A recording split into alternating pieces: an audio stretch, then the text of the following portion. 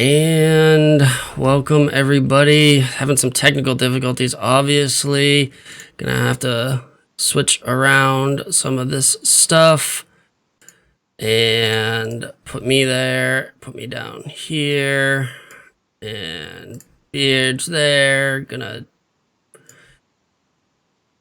uncouple that so I can move him and get me in frame. Hopefully you can hear me and him equally well.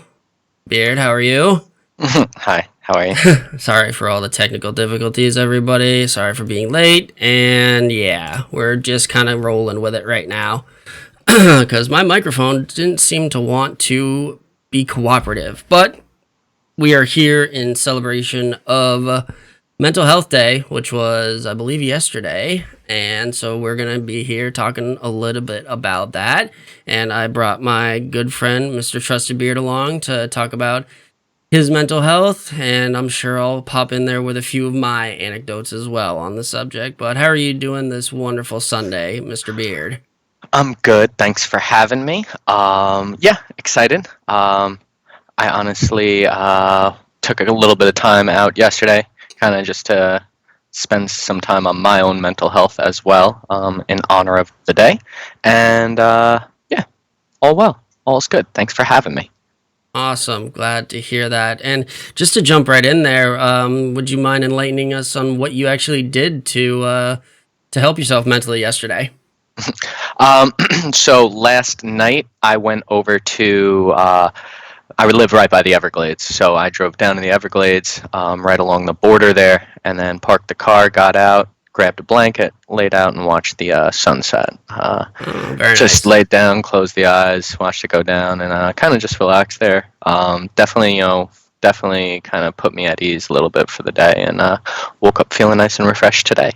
That's really, really great. That sounds like a beautiful thing. I wish I had taken a little bit more advantage when I was living down there to go just watch a sunset on the beach. It's a really, really nice thing to be able to do. Sunsets are my thing. Yeah. Always appreciate a good sunset. Yeah, definitely. Definitely. So, great. So yeah, Mental Health Day was yesterday, and it's obviously a good thing that everybody's able to take a step back and really reflect on what their state of their mental health is. And so that's a lot of what I did yesterday. Just really kind of honed in on seeing how I'm feeling, how I'm doing mentally, and overall pretty okay right now. Some things have definitely changed obviously over the past months that been kind of all confined and everything like that, and now it's hmm going to be even more so because it's starting to get cold where I live.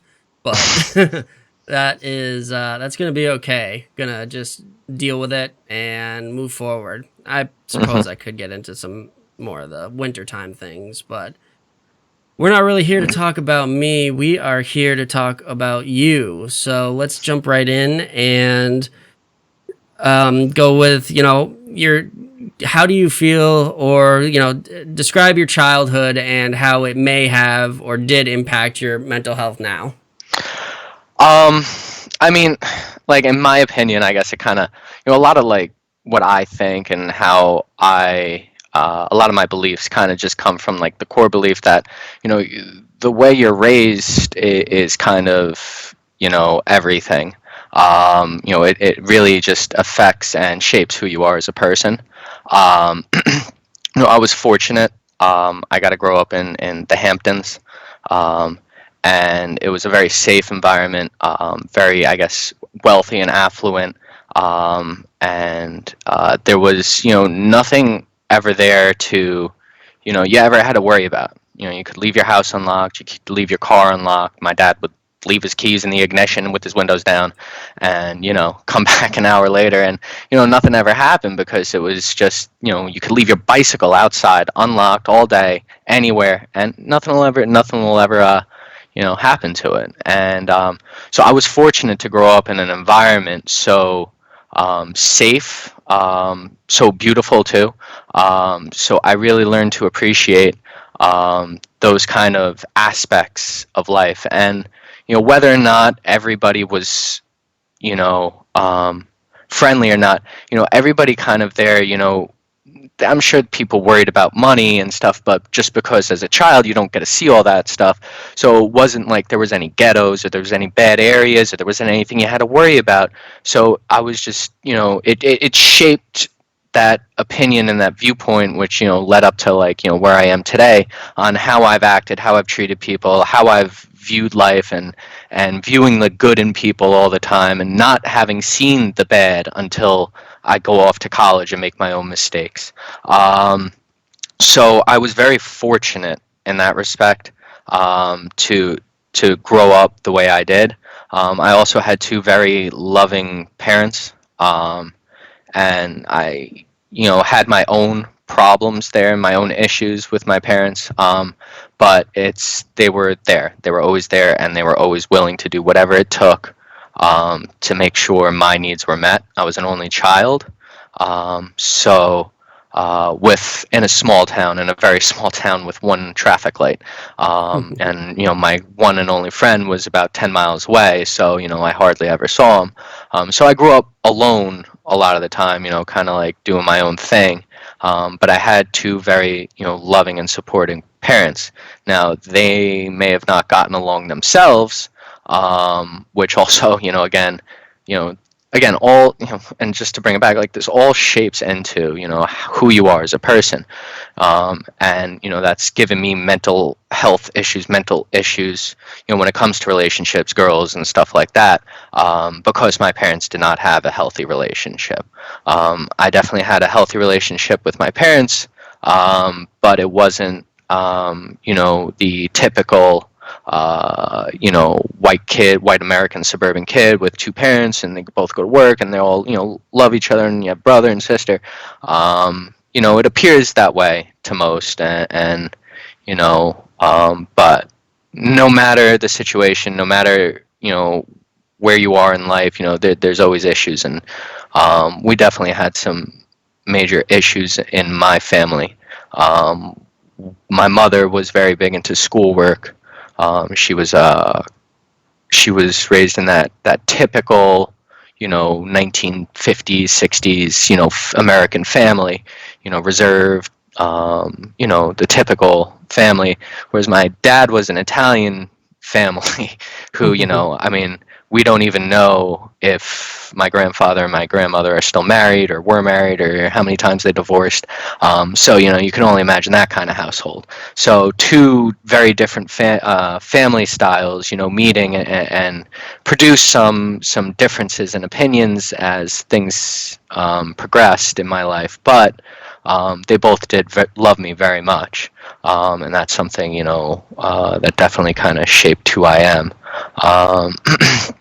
And we had our trials and tribulations. My mother was very loving and supporting, and whatever it was. And my dad was, the rigid, hard guy, and he was always teaching me sports. And my dad always won out the arguments and everything. And I had a very, again, sports related life. I had scholarships for baseball.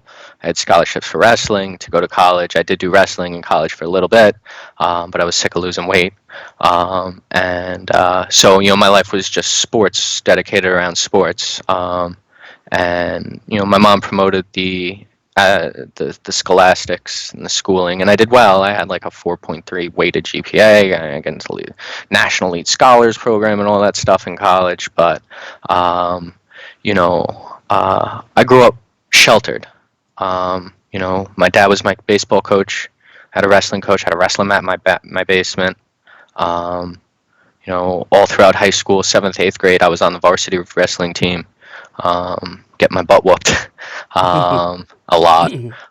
But it actually, and again, that shaped me, and that's something I'll have forever be grateful for my father about, as much as I don't see eye to eye with him on how he treated my mother, how he treated me and the others around him. I will be grateful for him and the fact that he gave me wrestling as an opportunity and a path to kind of learn and grow. And after wrestling, everything else is easy. I mean, waking up in the morning, taking a 3-mile run to school, sleeping through first period because that was my wrestling coach's class, getting A plus. Nice. Then you come into lunchtime and you're out there, and instead of eating, you're on the treadmill running. You got sweatpants, sweatshirt, you got duct tape wrapped around your arms, hoodie on, all that stuff, the whole nine, sucking weight. And then wrestling practice comes at 2:30. 2:30 to 5 on the mat wrestling. They got the heat blasting downstairs in the basement. You're just sweating, and then you come home and your dad picks you up and it's back to wrestling practice again. And you go back home, and I got a wrestling mat in my basement. It was another hour of wrestling with a guy who's took second in the state a couple years prior, and more wrestling. And then you eat dinner, and it was a piece of salmon about this big, a little bit of rice about this much, and then a salad, and then the dressing on the salad was the dessert. Yeah. And then it was to the gym, wrap up, sweatsuit, and go lose some more weight. And then rinse, repeat again. I'd have to lose like 20, 25 pounds, and I mean, you guys can see me, I'm skin and bones. Not much there to lose. So, that was mentally tough, physically tough too. But it was very mentally draining, and I quit the team once for a couple weeks, and constant arguments with my father because he wanted me to do more, and I obviously didn't. I just wanted to have a life, but I'd be driving up an hour and a half for practices over at some other high school every Wednesday night, and then I was going up there for Tuesdays and Thursdays nights for an hour and a half, again, hour and a half drive each way. And that was my life. I didn't have any friends. I didn't have brother or sister. So it was tough. And then you see your dad, beat your mom up and stuff, not physically, but in other ways, and it's tough. So I took to my mom. Me and my mom were very close. Still am. And I'm not supposed to get emotional. But it's tough. I mean, talk about mental health. Yeah, it's tough. It's tough to talk about this stuff. It really is. And that's why people are so resistant to it. They are just. It used to be much more taboo to really be able to go out there, put your heart on your sleeve, be able to really talk about what it is that you really want to talk about, and it is luckily becoming more the norm. I mean, it's been a great change. It's a good thing.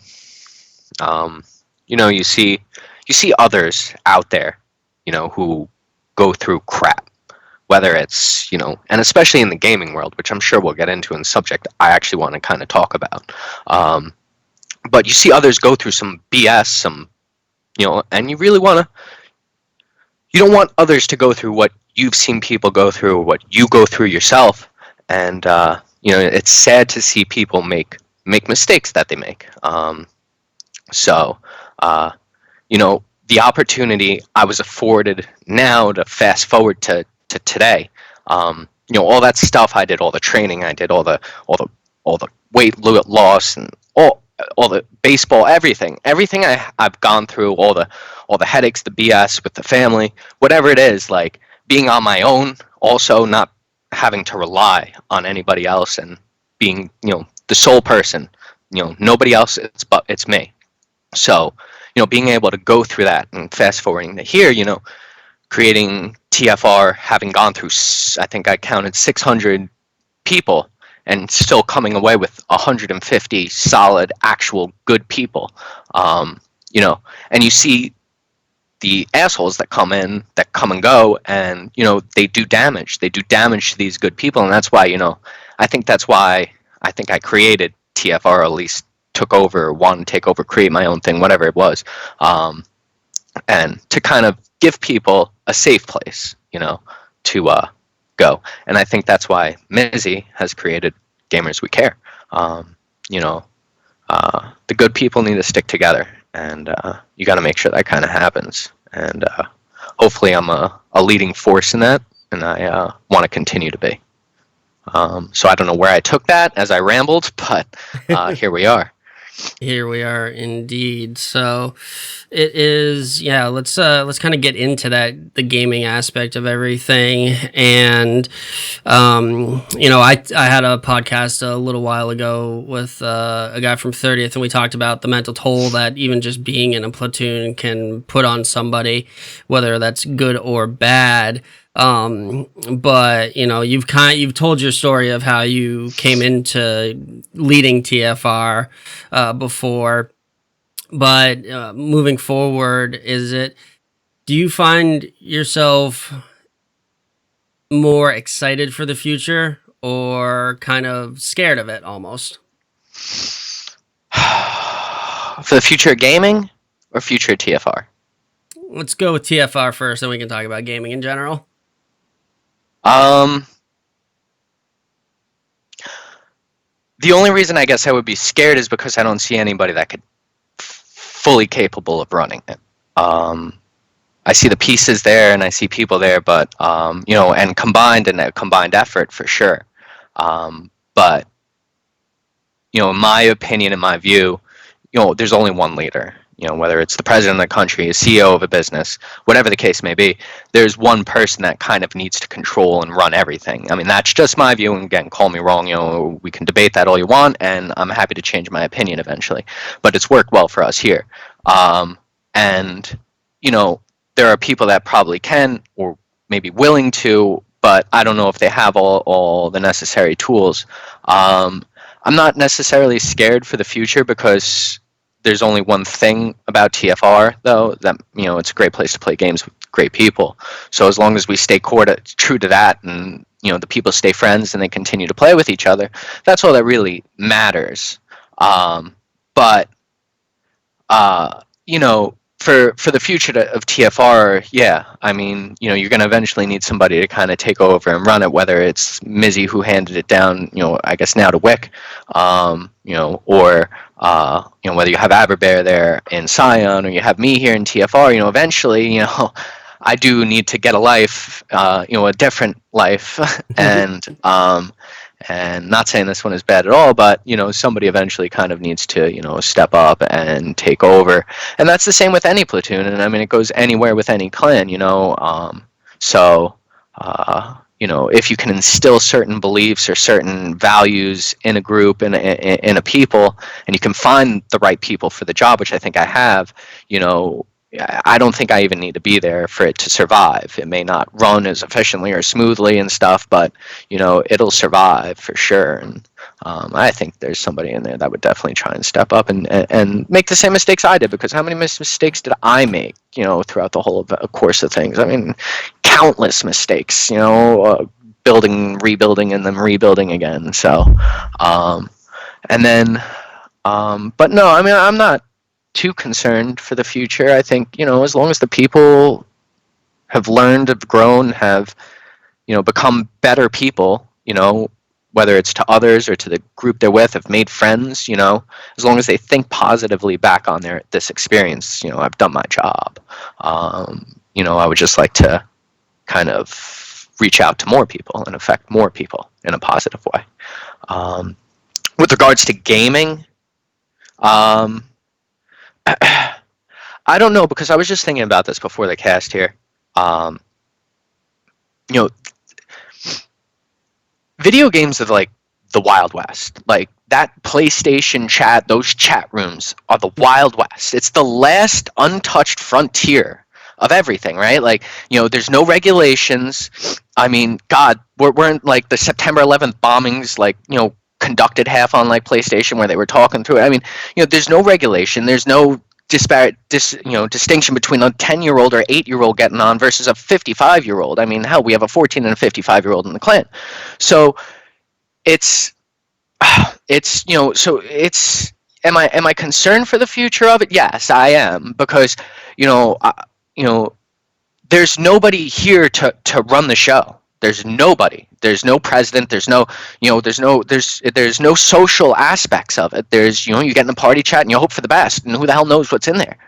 And there needs to be, society has rules and stuff for a reason, and that's why TFR is structured the way it is, because it's a society. It functions within itself, and there's rules, and if you don't abide by them, there's consequences, and yada yada. And it makes for a happy and a good place, you know. And there needs, I think, eventually needs to be something like that with the gaming world, you know, where you know, a 10-year-old can't get on with a 16-year-old, because, you know, then what are you doing? I mean, you know, you had your, and again, you know, because again, it all relates to real life is the other thing. You know, it's you know, what happens if you play games with your friends, and, you know, it's you and your friend on an Xbox, and you go play some Halo, and that's it, and you call it a day. All right, fine. But if you decide to take it to the next level, which is pretty much everybody watching this right now, and anybody I'm talking to, you know, we've all taken it to that next level, then it's life. It's real life. Just because the game we're playing is you know, fake, the interaction you have with that person, the conversations, everything else is real around it. You know, it's still real, 100% real. We're still playing a game together. We could just be playing bridge or a card game or poker. You know, it's all still very, very real. So, you know, to think it doesn't affect people, it does. And am I concerned? I mean, now that I say this, am I concerned for the future of gaming? Yes, because I mean, what crap have you seen go on in this gaming community? What literal bullshit have you seen go on in this gaming community?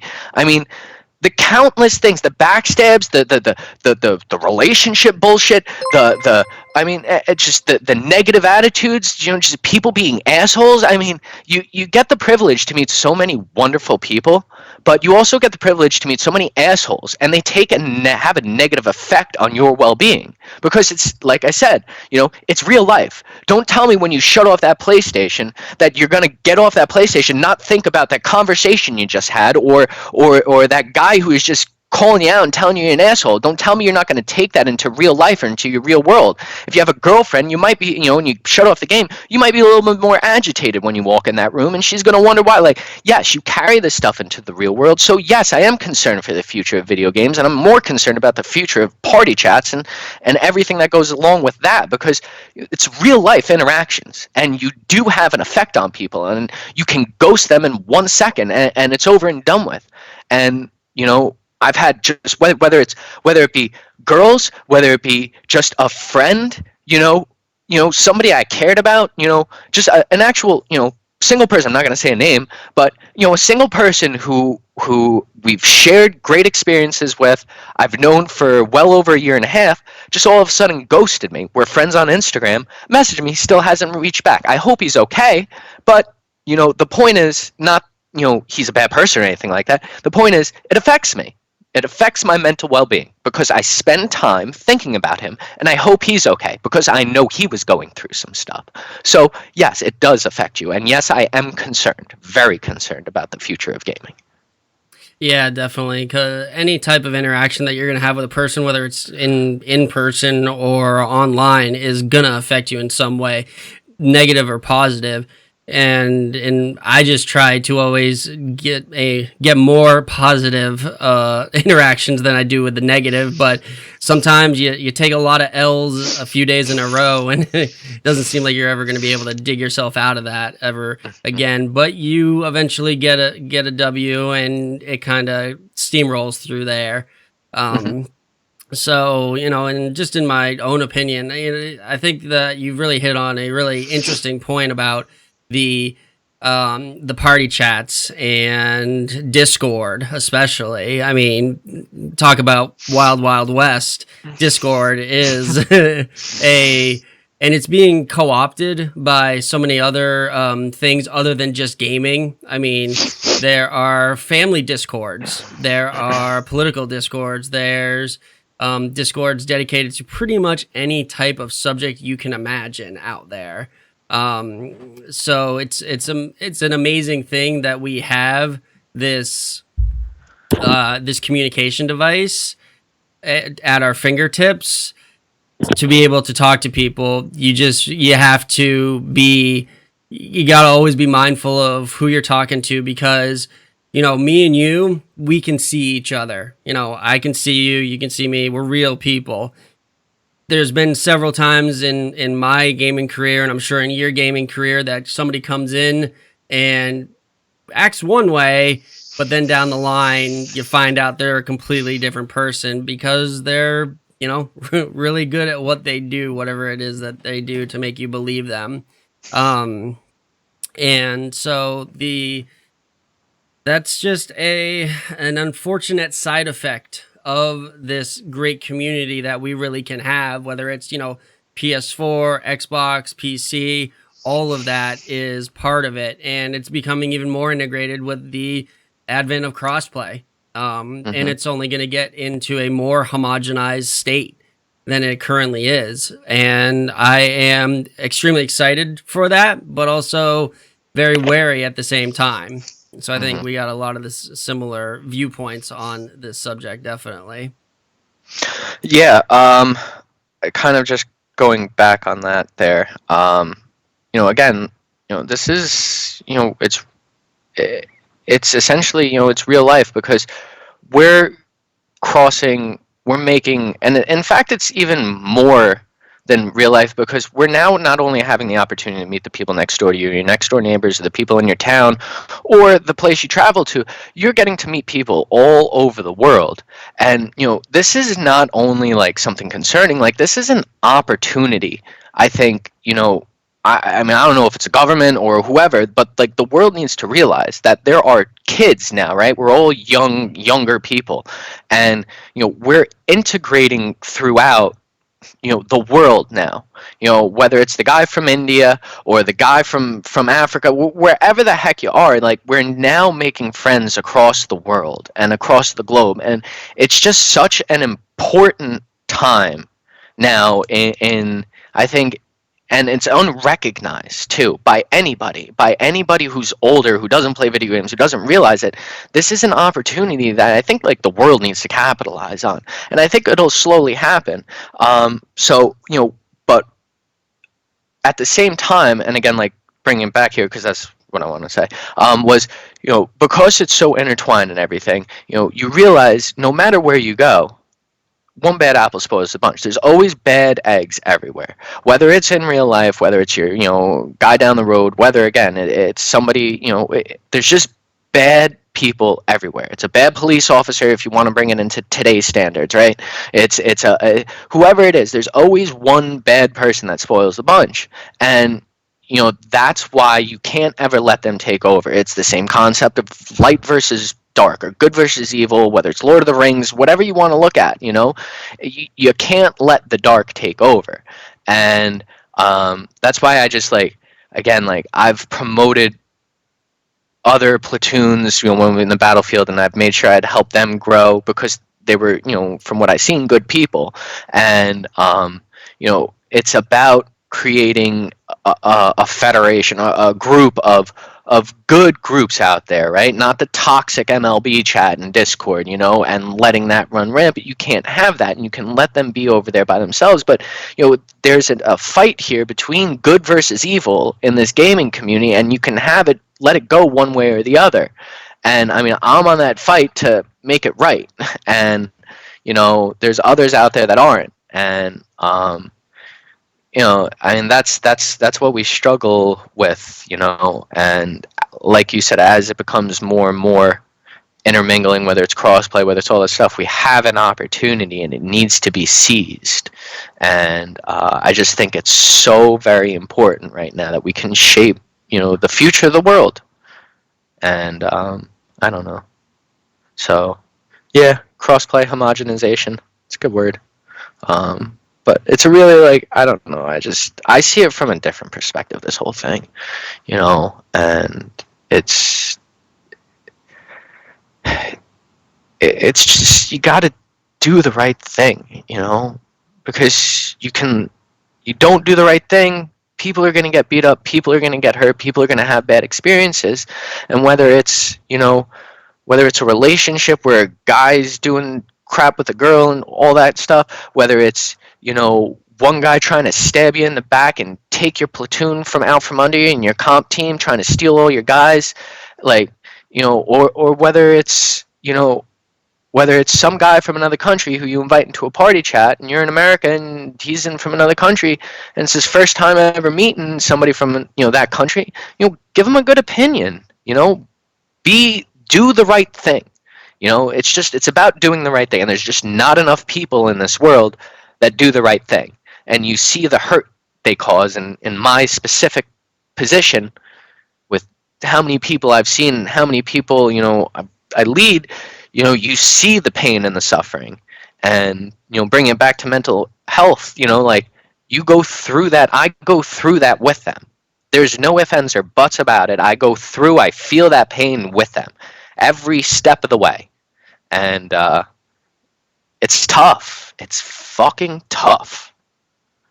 Yeah, it definitely is. You grow an attachment to your members, especially since you have such, wonderful, great experiences with them, and to see them either going through their tough times, but also being able to celebrate their victories is, it's two sides of the coin. You got to take the good with the bad, I find, and it's very rewarding to see and to help somebody through a difficult time and see them on the other side and see that they have improved, or they got through the difficult time without too much damage to their own mental health happening. Yeah, if I've seen some crap, man. Seen some crap. People haven't recovered. I know people who haven't recovered from some of the crap I've seen. Yeah. And the risk. I mean, you just whether it's just related to the whatever hashtag Me Too movement. With all these females that finally come out and say it, because it took one person, a couple people to finally get up and say it, because what they must feel like, and I mean, I heard a comedian say, like, I think it was Dave Chappelle, like, talking about like how it's an awkward conversation between like the girl and the uncle because whatever happened, and like making a joke about it.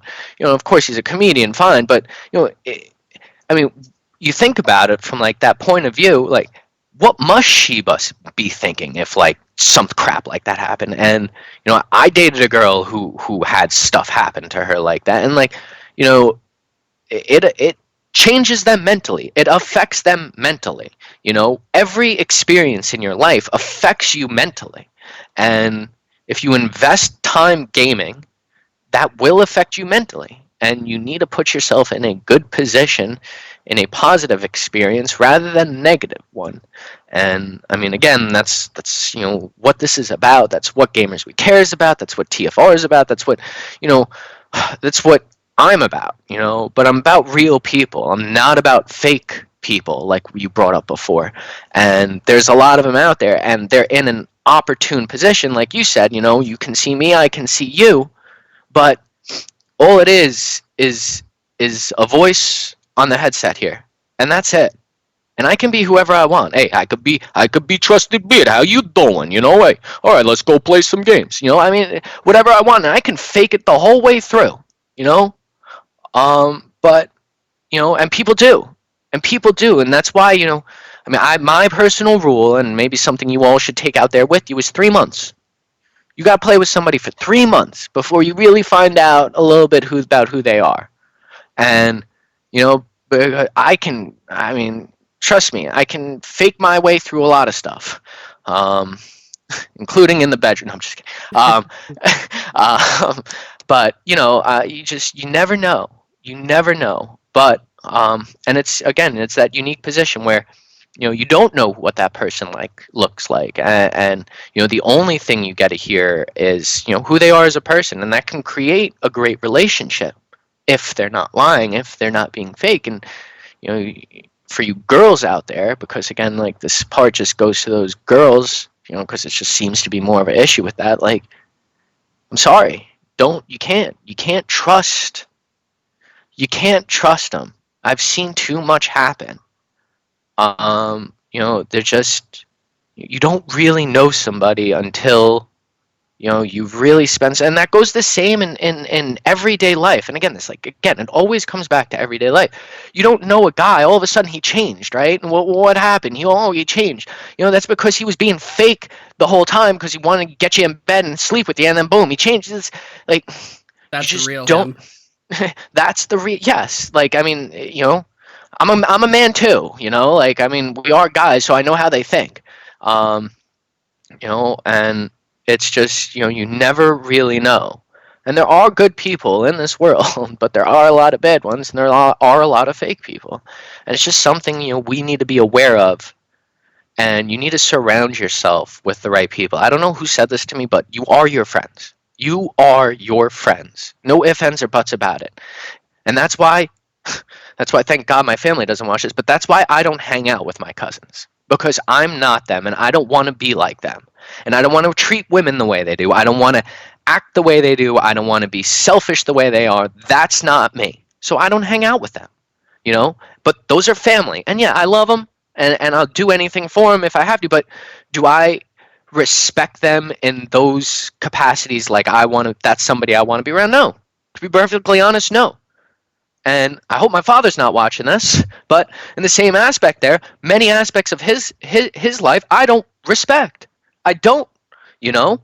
It's just, you have to be a certain person. You have to live your life a certain way to get the respect of others, and you have to surround yourself with the right people because, that's you. It just, that those are your friends. If that's who you associate with, well, that's how you think. I'm not going to, and I don't think like my family. I don't think like my cousins, so I don't associate with them. And I choose not to. And everybody has that choice out there to associate with people or not associate with people. It's your choice. And, sadly, I don't have many people I associate with, so maybe it's on me. But I have every person in TFR that I do associate with and all people I do respect and admire and look up to, despite them maybe being 14 years old or 18 years old or the 55 years old, because they all offer something of value. And again, it's not to take away from people who, everybody has something to offer. No matter who it is. And, I always thought about this. If I were to ever run for president, I could never say this and run for president, but I think the intelligent people would actually get this. You know what? Adolf Hitler was a horrible human being, but he does have something to offer. And what he had to offer was his ability to speak, his ability to rally a crowd. Everybody has something to offer. You, me, even the murder, everybody has something to offer in this world. And, determination, grit, value, whatever it is, they may be horrible people, but I do take things, and I'm really, again, gearing this towards my father, as bad as he was in so many ways, he did offer me so many good things, and I don't want to take away from him because he is, a good person with a phenomenal heart. He just had a very horrible relationship with my mother, and, everybody has something to offer, and it's important we recognize that and take that. But you have to weigh the good against the bad, the positive versus the negative. And when the negative experiences outweigh the positive experiences, you need to take a look at what's going on and what's wrong. Whether it's running a platoon, running a comp team, whether it's running a video game clan, whether it's your own life and your own friends. And when you realize the negative situations outweigh the positive ones, you need to get yourself out of that situation. Otherwise, you're going to be mentally stressed again. And it all comes back to your mental health, and how you feel and what makes you feel good and what makes you feel bad. And I've removed myself from situations. I've looked at people for what they have to offer. And, I weigh the good versus the bad. And that's how I make my decisions.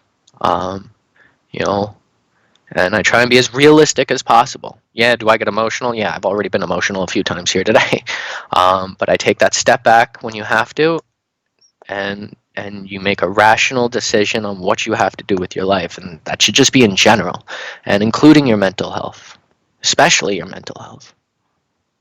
Yeah, the mental health aspect of it is you cannot be just for yourself. You can't be the most effective leader of TFR if your mental health is just not where it should be. And I've seen you in the past few months taking more strides to be more cognizant of that and making sure that you are taking the time to do the things that you enjoy so that your mental health is able to stay in a good position and that you don't get burned out. And that's been really it's been good to see, because before it seemed like you were burning the candle at both ends, and you still kind of do sometimes. Yeah, but again, I mean, it literally goes back to it. Positive versus negative. Was the good outweighing the bad? And the good was for a while, and eventually the bad stuff outweighed the good stuff. And um, my mental health is directly related to this clan, whatever it is at Platoon, and completely 100% like correlated and tied in, sadly. um, and my mental health is again related to each and every member there, because if they're not mentally healthy, I'm not going to be mentally healthy, because that's what I'm going to think about all the time. So I had to make some changes, and we kicked 60 plus people, and we had to tighten up, and because the state of the platoon wasn't great, which again means the state of my mind wasn't great. Sadly, I'm too intertwined with this, but you know, the way the platoon goes is kind of like the way I go, and it got bad that we let some bad people in, or not the greatest of people. We had inactivity and people signing up for things that weren't signing up, and it just created again more stress, because you try and do something, you try and again, like class, pride, respect, organization, like I'm trying to be as organized as possible. And when you have variables thrown in out of your control, you have to adjust. And again, it's a strain on your mental health. It's I had everything set up, and boom, now I have to adjust everything, and now I have deadlines and yada yada. So I've been looking for people who want to be here, who want to take part, who want to actively help. And it's been that way, because this place should run itself if you have the right people, and we do have the right people. Everybody just takes initiative and goes on with their day, and looks out for each other. And again, like those are the people I want to surround myself with in real life. And sadly, I can't be with them as friends right next door or down the road from me, but I can be with them on a headset, and I can be with you, Joe, on a headset, and share experiences with you, and that's what it is. And all right, so we didn't get to see a sunset together, but we did get to play video games together, and kill an epic boss, or whatever the heck may be, win a comp match. And so surrounding yourself with people is just like, for me, because I'm an only child, I never had somebody with a connection like that. So, for me, it was surrounding myself with good people.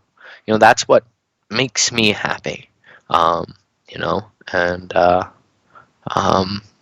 keeping a positive environment, a positive atmosphere, and helping each other. And that's what Gamers We Care is for. So Yeah, definitely. It's it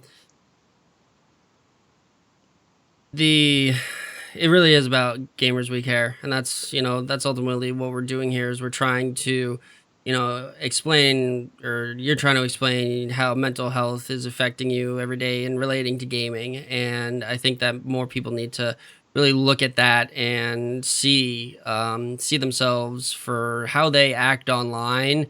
Really does come across just as it is.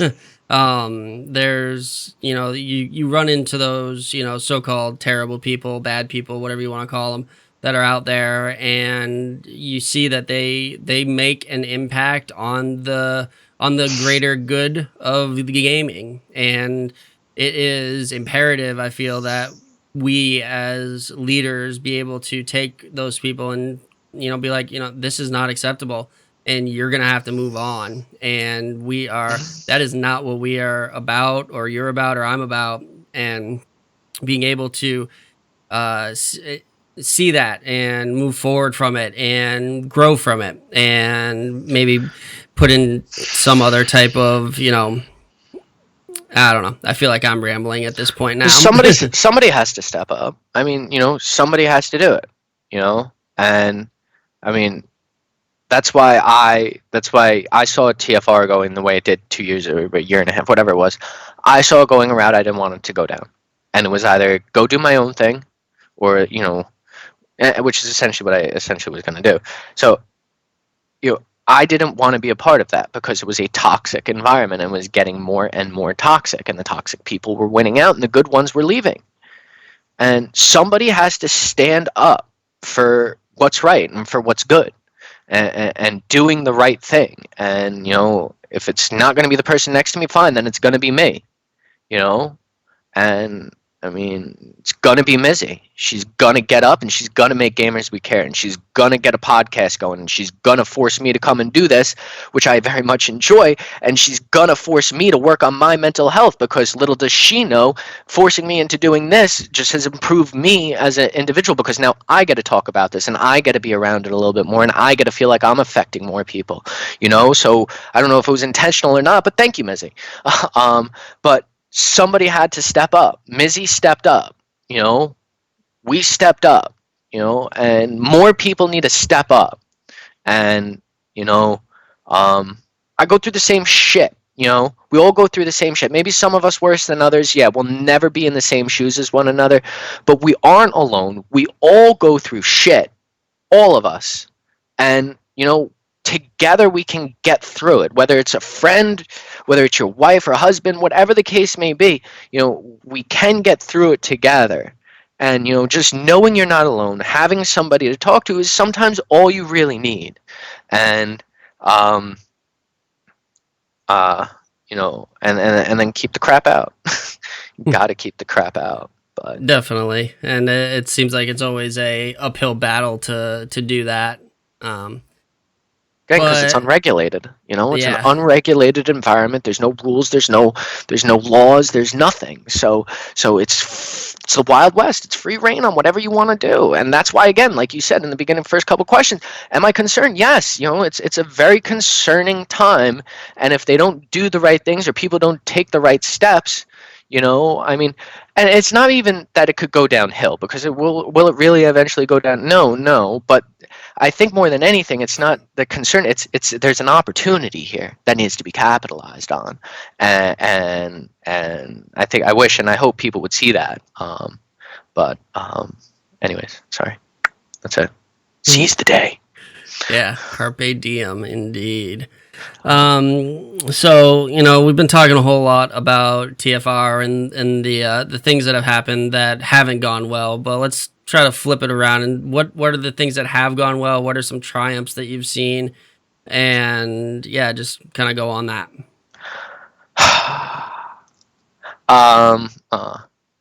There's so many. Gosh, I mean, like, again, it's people. I think the first person that stands out to me most is Danimal.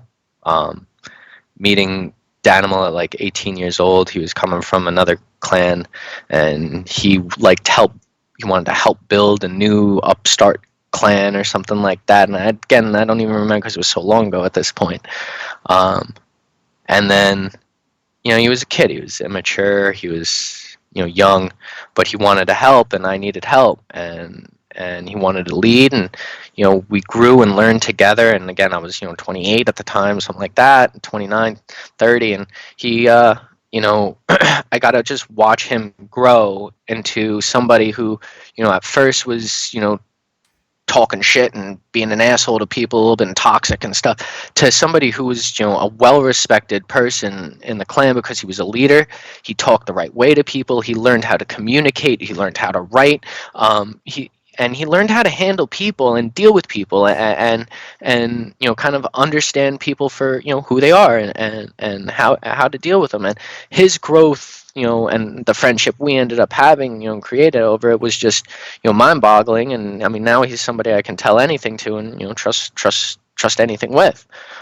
Seeing Quake come up and through and be the most absolutely hands down annoying person I've ever met in my life, messaging me nonstop about doing a comp team with a .82 KD that he had, and just consistently being the most annoying person ever, to finally again becoming like one of the comp leaders with Danimal there, and growing into a mature, respectful individual who was an asshole, who was toxic at first again, very toxic, and realized what we were about, and that it was about being nice and breaking off for people and making sure everybody's included, and not riding them and not getting on and being selfless and not having an ego, because just shoving that you're better than somebody else in their face is not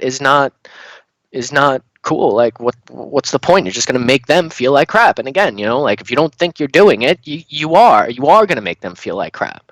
And gosh, I had a member just call another member the C word the other day. I don't think I really should say that on here.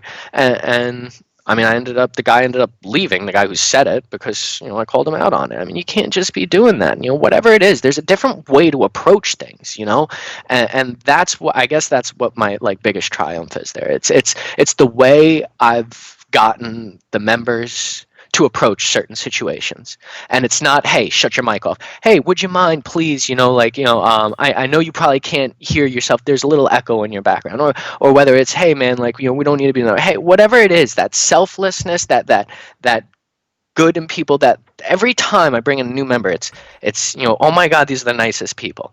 And that's what this is about. Like, that's what I'm proudest of. Not winning, not beating people on the battlefield, not whatever it is. It's influencing people's lives, and hopefully 30 years from now, 40 years from now, they're thinking, sitting in their rocking chair, and they're thinking about, oh, I remember playing with Beard, and, like, he helped me out, or whatever it is, just being that lasting influence on somebody's life in a positive way. That's the triumph. And I'll never know if I actually get to do it, down the road. I mean, only time will tell. But I do my best at it, because, if you do that, if you do the right thing, if you do the positive thing for somebody, you just do it, you affect them, and you affect them mentally in a positive way. And mental health, is not just negative, it's positive too. So, each one of us has that opportunity to just, be a positive influence on somebody else's life.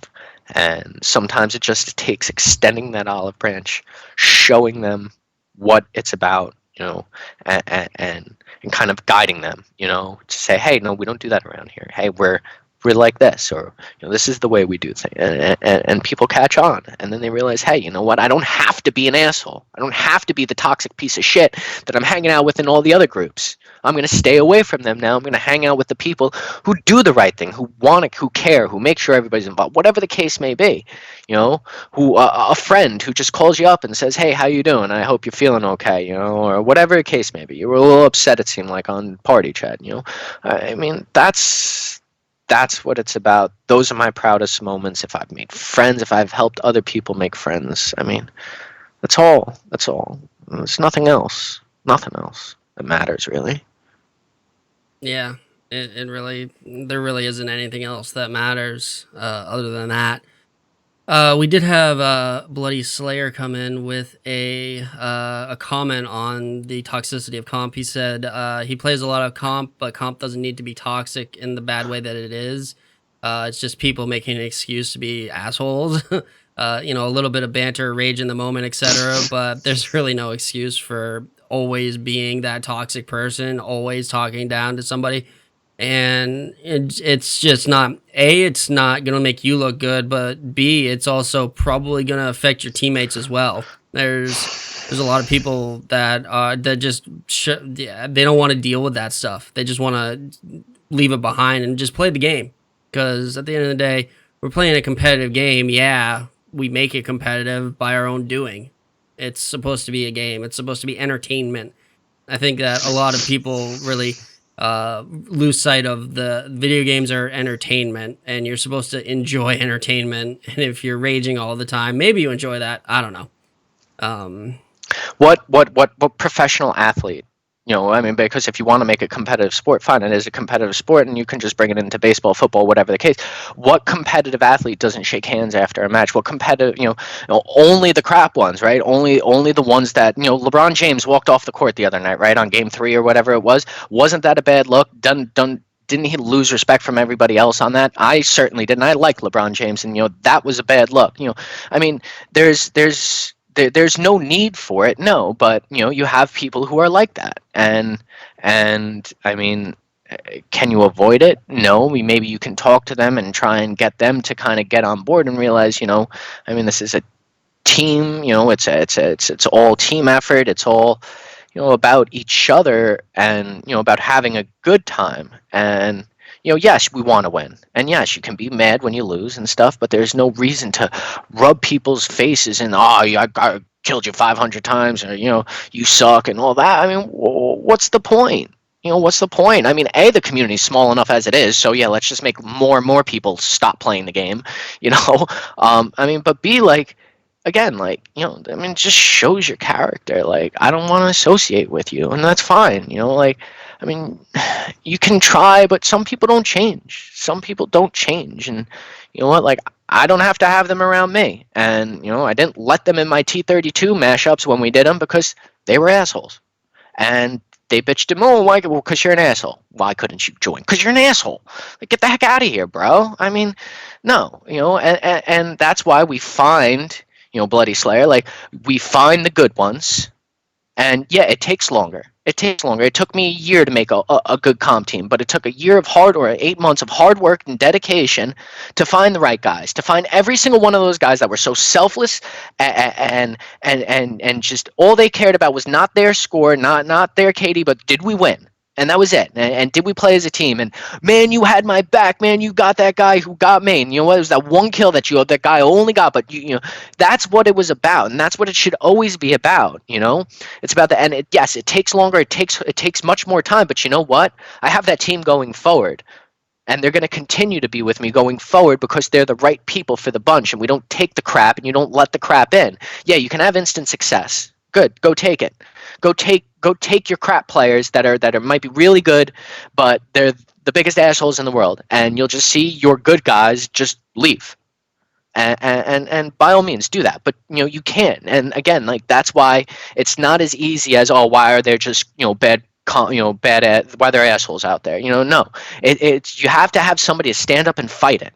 You have to have somebody like me, and I don't, you have to have somebody like me who's going to take on 7 guys from X50 first who are all a bunch of a-holes, and then tell them all, no, you're out of the team. You take one of my guys that I had scheduled in for the scrim, who was like a TFR guy, and they replaced him with a ringer for some other team. And I said no, and they said, yeah, we're going to play the ringer instead of, the TFR guy because we want to win. And I said no, and they said yes, and I said no, you're all off the fucking team. Get the fuck out of here.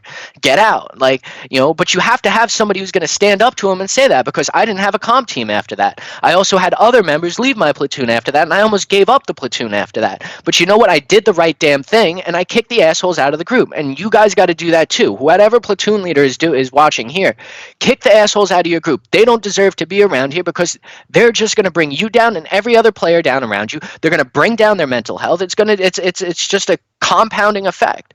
Get them out.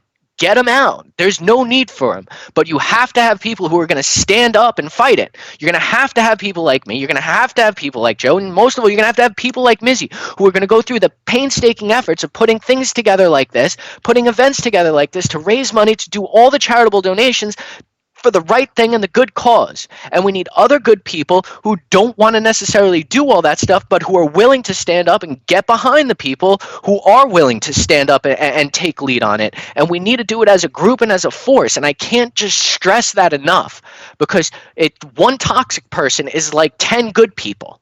And it takes 10 of us to be one of them. And we just need to continue to do that and group up together. And if we do that in Battlefield, I guarantee you Battlefield 6 can be done the right way if you have the people that are willing to step up and get behind and willing to put in that extra effort and make sacrifices to have a better future. And I mean, and that's what life is. So I mean, that's what the video game world is. That's what life is. Sometimes you have to sacrifice now to get a better future, and I mean, that's what we did in TFR for months and months and months and months. And now we're in the best place TFR has ever been. And I couldn't be happier with the group or the people and everything else that is going on there. So, and it's all paid off in the end. And, Mizzy's work is paying off here. And, we just need more help and more support from everybody else. Yeah, exactly. It's been It's been really great to, I got into the PlayStation Battlefield Platoon world with this one, and just seeing the growth that it's had in the short time it's really been, there's a whole lot of platoons that aren't here anymore, and I bet you a vast majority of them are not here for many of the reasons that you're saying, that just the morale is not there, the loyalty is not there, and the ability to have somebody come in and be that person to step up and be like, you know what, this is not going in the right direction. We need to course correct. And the ones that have course corrected and have adapted to the situation that we find ourselves in, with all of the different, so many people just leaving the community for the time being. I imagine a fair amount of them will still be around once BF6 hits, or whatever they're going to call it. And I think that there's a great opportunity moving forward with the next game to really create that better community that we all want. The one that is more friendly, but still competitive. Mm-hmm. I'm not. That's my goal for Battlefield 6 is to create that community. And I mean, you know what? If we have to exclude, and I mean, I don't want to say any names because I don't know the correct names of any of the clans and who's the bad ones enough. But if we have to exclude the top guys and the top platoons, or because they're the ones, then that's fine. I don't care. Fine. So you know what? We're not playing against the top people in all of Battlefield. Are we making any money off of this? Are we actually getting famous? No. We're doing this because we want the competitive atmosphere, and we have to understand again like what it's all about. And we're here to have a good time, a competitive environment, and have fun.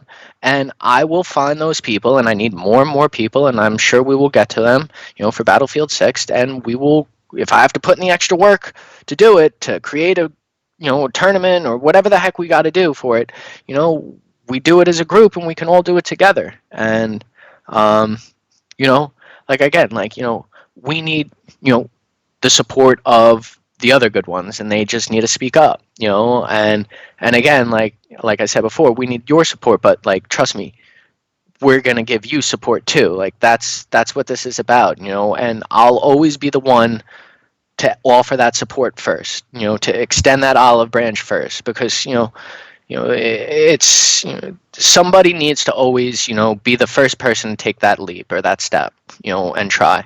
And I live my life by that now, and I'm going to be that one who's always going to be the one to extend that helping hand. And we should all hopefully do that, and if we all do that as a team, we can all do that and succeed together. And again, whether that's in the gaming world or whether that's in real life, but it's nothing like knowing there's somebody next to you that cares, right? And what wonders that will do for your well-being, for your emotional well-being, and for your life in general, whether it's a wife, family, girlfriend, or friend, or whatever the heck it may be, husband, yada yada. Yeah, it's it's definitely an exciting time to really think about the potential moving forward. If we utilize it the right way. Exactly. It's got to be utilized in the correct way. But we are a little running short on time, but I just wanted to kind of get one last question in there of, kind of wrapping it all up. What are your ultimate goals for TFR moving forward? So Battlefield 6, obviously I've always screamed and yelled at Battlefield 6 when it comes. We do it. And we will, for sure. I don't know what my goals are. I don't want to see this place die. I don't want to see what it represents die. And I'm scared that if I were to ever leave, that it would slowly, go. But I mean, I never. My original goal for it all was right, like obviously the best Battlefield platoon in the world, and that completely changed.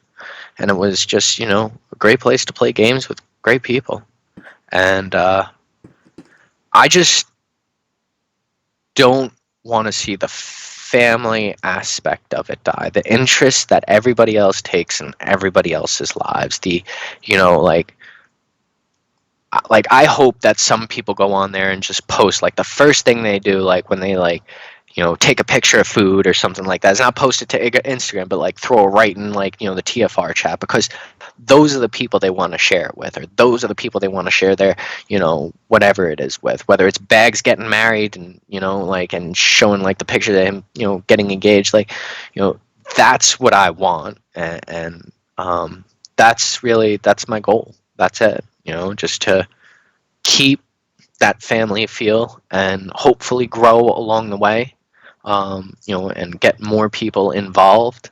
But, again, like there's always variables involved with that, but, to grow the family and just keep meeting wonderfully nice, considerately generous people from all over the world.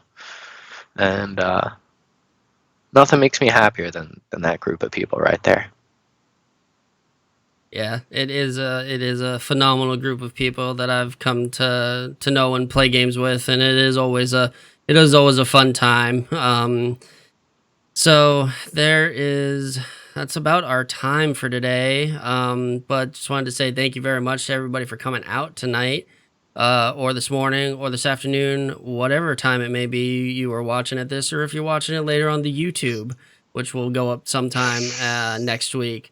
But anything you wanted to say in closing before we get on out of here? Oh, me? Yeah.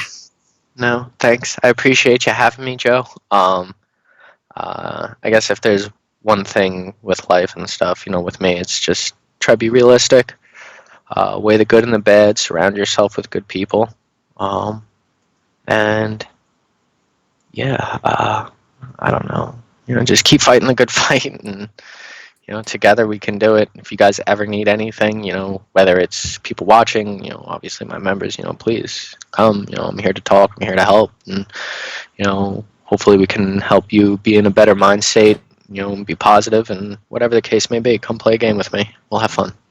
Thanks for having me, Joe. Definitely. Thank you for coming out. I appreciate it. But that is going to do it for this episode 12, getting up there in numbers, hit double digits a couple ago. Wow. I know. Just flew right by, didn't it? But if you want to get involved with what we have going on, we do have a Discord, which I will add that into the chat in a moment, as well as we are planning on still running these pretty well on the weekly through the fall and winter. So, keep an eye out. We will be continuing these moving forward. And yeah, thank you all very much for coming out this evening.